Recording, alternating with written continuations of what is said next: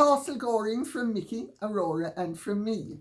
Well, today we are going to have fun at the expense of pretentious pifflers. That's what we're going to do. And I hope you will enjoy it as much as I intend to enjoy myself while sending up and also giving information about really pretentious pifflers. We'll start with, and I'm going to show you a photograph or two of the London Assembly Youth Achievement Awards, which were a brilliant idea of a really lovely, very bright, very interesting young man called Ashen Kera, and he and his other half, but not in terms of anything except for the awards, Jemima, Hayden, Shondo, I'm going to post a photograph of them, and I'm going to let you into a little secret. It was his idea. He approached me some time ago because he's a nice young man and I actually know him. And in fact, he did an internship down here about a year or two ago. And he's a student and very bright, very nice. And he came up with the idea of creating this London Assembly Youth Achievement Awards for young people who were invested in the community. And it was a wonderful occasion. It was held at City Hall, which I had not realised that City Hall was no longer by Parliament. So I was late. And he was interviewed when he was setting it up by Ben Leo on GB News. And he approached Sir Sadiq Khan, who can't do anything without making a political point, which is usually a negative political point. And anyway, he approached Sir Sadiq Khan for it to be done under his aegis. And of course, he jumped at the idea because it's a brilliant idea. Then, when it was suggested to him that they have it as a black tie event, because it's an award ceremony, and I have to tell you, the young people showed up in their reams in wonderful, wonderful clothes, beautiful long dresses for the girls, lovely tuxedos for the boys, really lovely. They made such an effort. Sadiq Khan, of course, couldn't stretch to it being black tie, so it had to be just ordinary, and then black tie became optional. Also, everybody of consequence who were being asked and slightly distracted by Ashen Kera, all the rather smart people, Sadiq Khan refused to have any of them because he was going to be in attendance. That number includes me, incidentally. I was banned from it. I suppose Sadiq Khan is worried that if he associates with people who represent anything but flotsam, jetsam, or Sadiq Khanisms, is going to be somehow detrimental to his electoral chances. And he banned all of us, including me, because he was going to be in attendance. And I think a week before he was due to attend, and the event was due to take place, he simply pulled out. So the London Assembly Youth Achievement Awards, wonderful awards, were going to be done in the presence of no one, because presumably Sadiq Khan wanted to crush it at birth. and it wasn't important enough for him to attend. But he attends all sorts of other things that will get him column inches. So I thought that would interest you and entertain you, dear Sadiq Khan. And I was then asked, when he dropped out, if I would attend. So I said, only as long as blah, blah, blah, da, da, da, da, da, da. And all the boxes were ticked. And so I did attend. So it was a wonderful event. So I'm going to ask Sean to post 1 or 2 pictures of it now.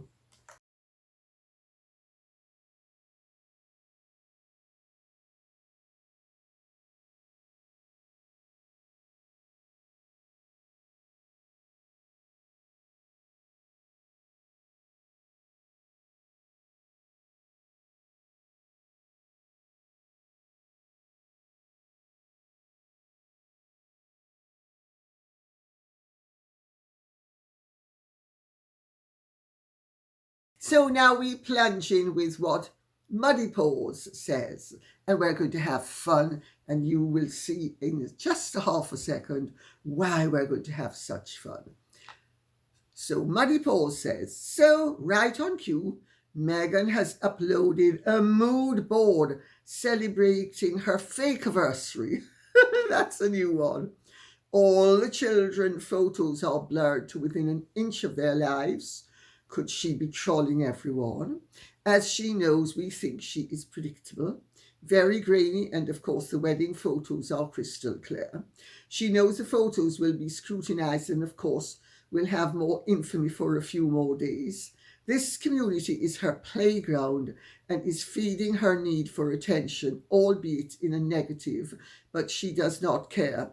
I hope in due course William will handle this situation and not leave this for his own son, Prince George, king-in-waiting, to deal with, like Charles is doing for now. I understand his concern about Harry's delicate mental health. I think it is Spencer-driven, and it's a fine line for Charles. But his mother did put country first, and he could do well to understand that. Given how the government we have does not put country first either, it is so depressing. The Crown and the government ignore the citizens of this country and are happy to see our slow decline. Well, Muddy Paws, I wouldn't completely agree with the final conclusion. I do not think that the Crown is actually looking forward to our slow decline. And I actually, in fairness to the government, don't think they're looking to the slow decline either. They're looking to gerrymander the whole thing and recreate the society in an image that will vote Labour forever. That's what they're aiming for. But how I'm going to answer it is by making my feelings on the whole matter very clear. The mood board, well, before we even get to that, shall I just interject? Wasn't it fun to see David Beckham at the Chelsea Flower Show with the King and Queen?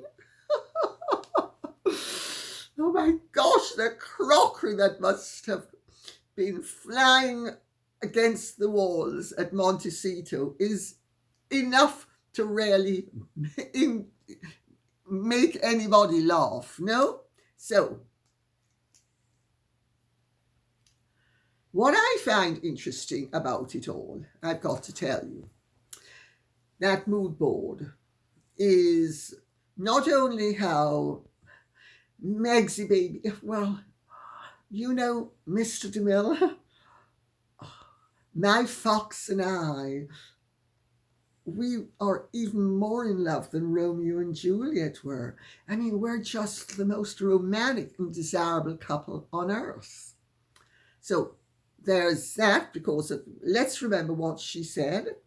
7 years of marriage, a lifetime of stories, tall stories as well. Thanks to all of you, whether by our side or from afar, who have loved and supported us throughout our love story. We appreciate you. Happy anniversary. She's wishing herself happy anniversary. And she's also making it absolutely clear how everybody adores me. Well, she's doing that, but she's also, aside from furthering the narrative of what a great love we have, and we make a much better king and queen than William and Catherine. Than Wilson, Kate. We make a much better king and queen because we're all in love with ourselves, with each other. Well, they're in love with. I'm not even going to go there, because the fact of the matter is we've had 7 fabulous happy years with everything fulfilling my dream, because I've never been happier. Me and my fox. We're just so lovey-dovey, and we've got to address a few sort of rumours at the same time. So I don't know if you noticed it, but I made sure that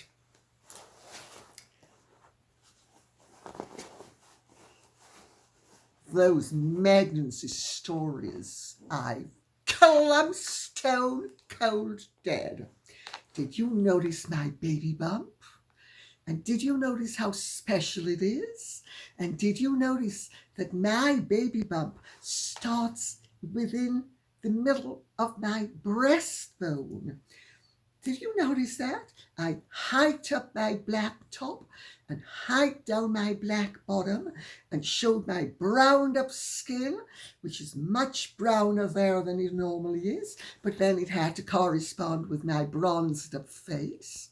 And you notice that my arms were really like stick thin. And I think people are going to wonder, did Harry take that, did H take that photograph day before yesterday, now that I've lost all that weight via Ozempic and I also have had my face lifted? Or do you think that it's going to be, do you think people are going to think that we've just taken a photograph a few days ago and it really doesn't add up?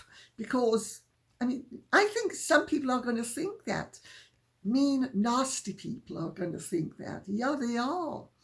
And, didn't I look fabulous? Did you see my bronzed up baby bump? Isn't it just fantastic? And I put Demi Moore to shame. That poor third-rate actress, a real has-been. Unlike me, who's a never was. That has-been, she had to pose nude. Can you imagine being common and vulgar enough to pose nude on the front cover of Vanity Fair? Well, I was on Vanity Fair fully clothed, making it absolutely clear that I was wild about Harry. Yeah. And I then made sure that I shafted that Canadian man. What's his name again? Graham Carter. I shafted him royally. Can you imagine? He'd been vulgar enough to say that I am wild about Harry. Well, everybody knows I'm wild about Harry. But did you check out that bump? Did you notice how, unlike Demi Moore's, which sort of started down there, mine starts right up where, practically in between my 2 fried eggs, the ones that, sort of live on the pavement, where I used to draw chalk lines and say, punters, come on, lay down your $5 bill. I can make you some money, and I can get a lot of money from you. Not, of course, that I was grifting, because I'd never grift, because no, not me. I'm honest, and I'm reputable, and I'm reliable, and I'm trustworthy. And if you don't believe it, just ask me. I'll tell you. Then, of course, there was, aside from the pregnancy photo of her trying to best Demi Moore, and when was it taken, by whom, under what conditions, and why is her belly so much darker than it should be? These are questions that we have to ask. Then, of course, there's Archie's baby scan, because, well, you've got to remember, I've just shown you that Archie, or maybe it was Lily that was in my big belly. Maybe it was Lily. I mean, we haven't specified who was in my big belly, because just because I was pregnant. I was pregnant 3 times, remember? I got pregnant immediately as soon as we got married, and I needed to knock that bitch, that wonderful cousin of Harry's, Eugenie, out of the way, the day of her wedding. I mean, who does she think she is? I mean, really, who does she think she's? She got my tiara, and she wanted to have all the attention at her wedding. Well, I'm sorry. No. So I announced that I was pregnant. And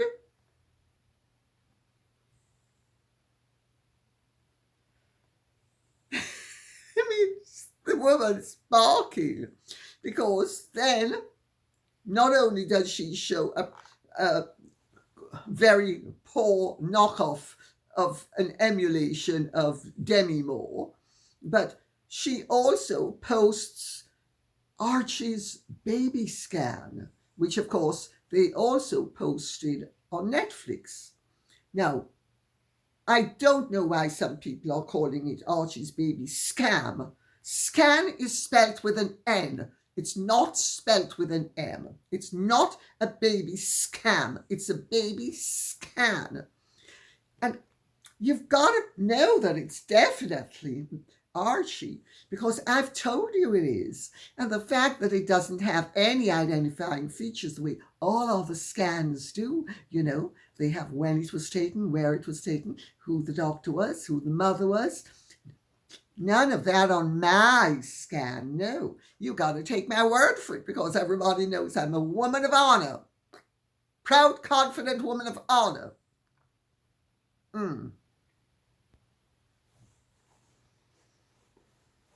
Of course, what they have tried to do is address the speculation as to whether those 2 children were born of surrogates. They are clearly not unaware of the speculation, and they are clearly trying to muzzle it and defeat it by proving that she was pregnant with Archie, that producing a scan can be any baby. Oh, sorry, sorry.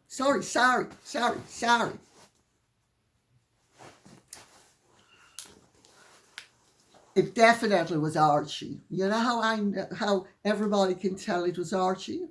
Because if you look closely, his lips are forming the word crocodile.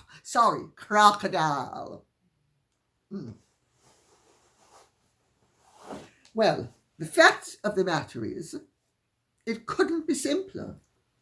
If Harry and Meghan want to clear up the speculation as to whether she did indeed give birth to those 2 children, all she needs to do, and all he needs to do, is authorised Sir Clive Alderton, the King's private secretary, to release the medical confirmation that she popped them two pickney, as they would say in Jamaica. She popped them two pickney out of she belly. That's all she needs to do. It can be done very simply. Meghan posting a photograph of a scan that can be a scan of anyone from anywhere doesn't convince anybody but an imbecile. And posting a photograph that's very obscured of you with the brown baby bump and the black top and the black bottom that could have been taken day before yesterday or some other time, and is so opaque that one cannot transparently tell anything about it, except that we've got the message that you are hoping to deliver. But we have got the message, but we're still not convinced. And we're not going to be convinced until you come up with the medical proof, as every other royal woman has had to do. It's as simple as that. No proof of delivery of them pickney. Massa, me not go there. No way. And let's leave it at that for the moment. Just an opinion rarely says 4707, which refers to a previous video. Every person in healthcare is subject to HIPAA regulations, even kitchen, gardeners and housekeeping staff. If a general contractor comes in to repair a broken wall and they happen to recognize a person, they cannot talk, write or post about it. If you violate an individual's right to privacy under HIPAA, it's a federal offence. You can go to jail, have to pay civil compensation, get fired and or lose your medical license. There is no excuse to leak any information on a patient. And the corresponding is true in the United Kingdom and indeed all over the world. And the fact of the matter is that when people point out that there was an attempt to infiltrate Catherine's records when she was in the hospital, you notice that was crushed. Nobody got access to the records, and nobody knows the outcome because the whole thing is cloaked in confidentiality. And that's why Meghan can come up with any scan or any photograph taken of a distance of her malignant baby bump until she clears up the inconsistencies, not herself nor Harry, but via trustworthy medical sources. The fact that the medical people cannot talk feeds the suspicion that Meghan and Harry do have something to hide, and their conduct throughout is responsible for people having come to that conclusion initially, and everything they do since then actually only makes the whole thing worse. Miss Lady Bob says, Lady C, do you think Diana would have liked Meghan? She'd have loathed her. She'd have absolutely loathed her. Diana did not like pretentious people. Meghan is super pretentious. Diana did not like people who lectured. Meghan always lectures. Diana did not like people who tried to gain an ascendancy over her. Meghan tries to gain an ascendancy over everyone. Meghan also likes cultivating and courting people. Diana didn't like being courted or cultivated. She was the one who called the shots, and she expected people to be responsive, but she was in the driving seat. 2 cocks, 1 walk, no show, no go. It's as simple as that. Diana would have absolutely loathed Meghan, and I've got news for you. In my opinion, she'd have set about crushing her the way Diana set about crushing anybody who stood in her way. So, I speak from experience, by the way, because Diana also tried to crush me when I did my first book, and she didn't like the contents of it. And she knew it was coming, and that's why she organized the Morton book. So, and she was, to a large extent, responsible for tying me up in litigation against the newspapers for several years, because she is the one who leaked various stuff. And of course, at the time, she was credible and she was believed. So I hope that answers the question. Virginia Robinson says, surely the great suits that surround the royal family are aware of the feelings of us commoners about these children's births and the confusion surrounding them. They should clarify in full. It's damaging to King Charles's reign. Yes, it is damaging. They should and they can't. They can't. I keep on saying this. They can't, because this is a law-abiding country.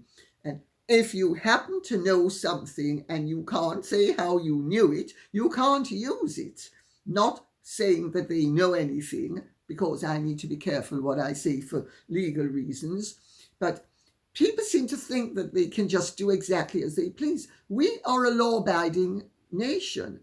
Supposedly. I mean, very often the laws are flaunted and flouted, but they can't be by the royal family, and they certainly can't be by the palace and by the king. He is the embodiment of the law in this country. Also, I think he doesn't want to do anything that he feels would end up meaning that he had a certain red substance on his hands if he did something that ended in devastation. I think that is a consideration. But short of that, he may not be actively, but he is not colluding with any of this. Will it ever come to fruition? Who knows? Who knows? But I can tell you something. The mere fact that Harry and Meghan have been posting the things they have on Netflix and now on her mood board, it shows they are very aware of the fact that people suspect that those children were born of surrogates. Well, as I said just a little while ago, Harry and Meghan, you want to clear up the mystery? Let's see a testimonial from the doctors who delivered the children. And Meghan, while you're at it, why don't you post a scan that identifies you as the host of that picnic? Okay? Let's leave it at that.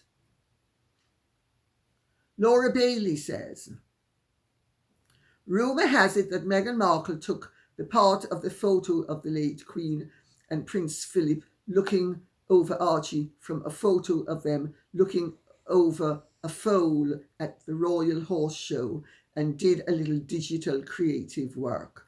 Several people have made that sort of comment, so I'm going to read one or two others and then I'm going to answer it because this is really important.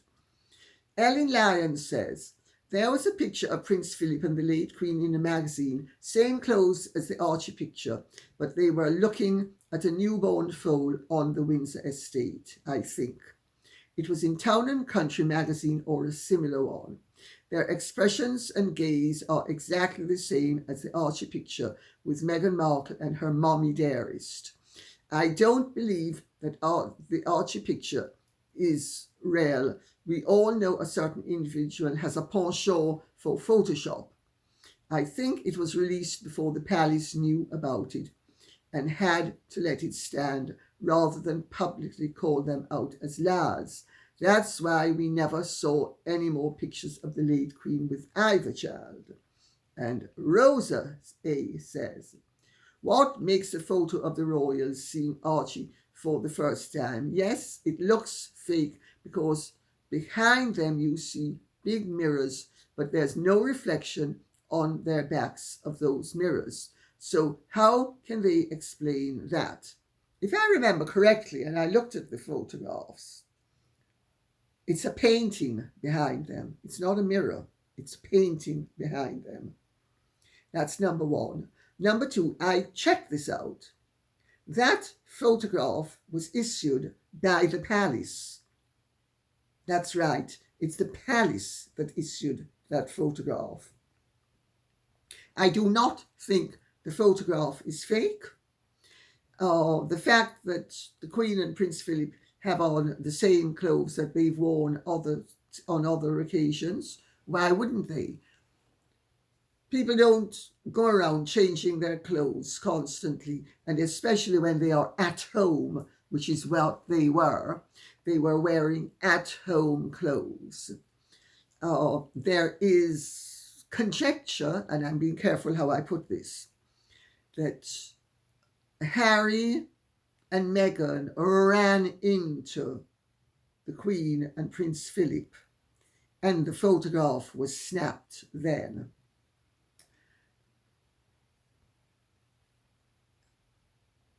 I do not find it credible that the palace would have been releasing a fake photograph. I think we need to be careful to not over suspect. Let's leave it at that.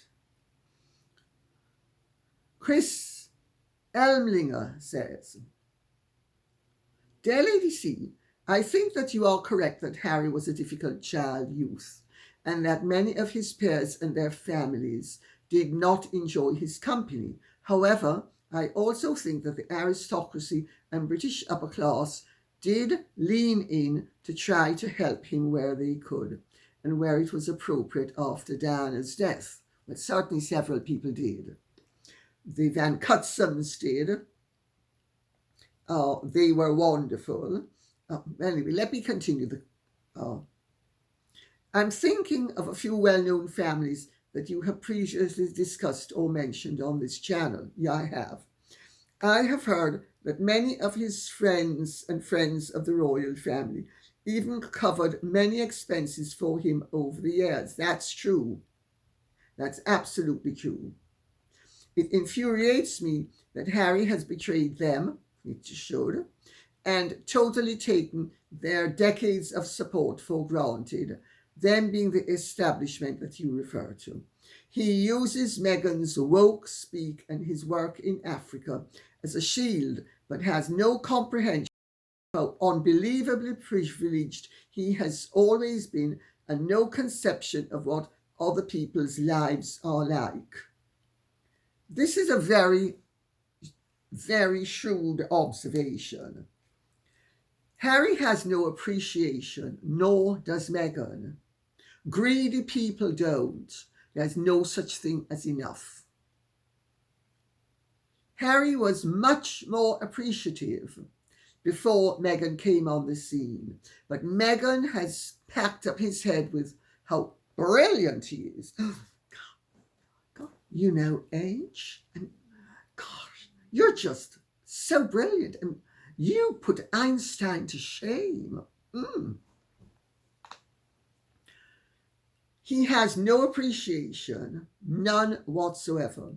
They count their every lack and never anything else. And I mean, the Van Cutsums don't speak to him anymore, to the best of my knowledge. And I'm not going to say who else doesn't speak to him, but I can tell you I know, because I was actually just a few hours ago speaking to someone else who they don't speak to him any longer. The people are really close to Harry. They won't speak to him. And also, he lost touch with some of them, just drifted apart. And also, nobody approves of what Harry has done. Nobody. They think it's reprehensible, and they think it's inexcusable, and they're not excusing it. Anna says, or AMA says, Lady C, the Earl of Yarmouth lost his case against his father and the trustees of the Ragley Estate and Ragley Hall.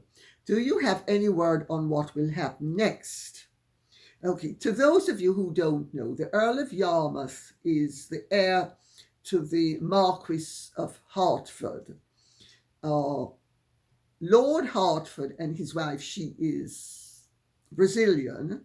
She was a Karam, and I think I've mentioned before that one of my cousins married a Karam. They are a very old and eminent family. They are descended from one of the siblings of Jane Seymour. Their family name is Seymour, and Ragley Hall is absolutely magnificent, and the estate is a wonderful estate. And this is another sort of Brooklyn Beckham, Harry Sussex scenario, where the present Lord Yarmouth meets an older woman who's bright. She'd been a banker, I think, if she was at Goldman Sachs, if I remember correctly. And but also when he went to, I gather that when he went to the Royal Agricultural College, I think it's now called a university, at Cirencester, which an awful lot of young men who are going to inherit estates go to learn how to run estates properly. He evidently at Cirencester became rather grand and, sort of pretentious with it. Now, you might be genuinely grand, but you're not supposed to be pretentious with it. And he evidently had that tendency, I'm gathering, even before he met this girl. And maybe he was overcompensating, and I get it. I'm not condemning him for having time to grow into the role and have the shoes fit him, so to speak. But then he meets this girl, and she's packing up his head with all sorts of nonsense, and they're going to show the world how great and grand they are. And they are going to be in situ running the estate and living in Ragley Hall, which is one of the great houses of this country, when he is 30. Well, he's now, I think, 32.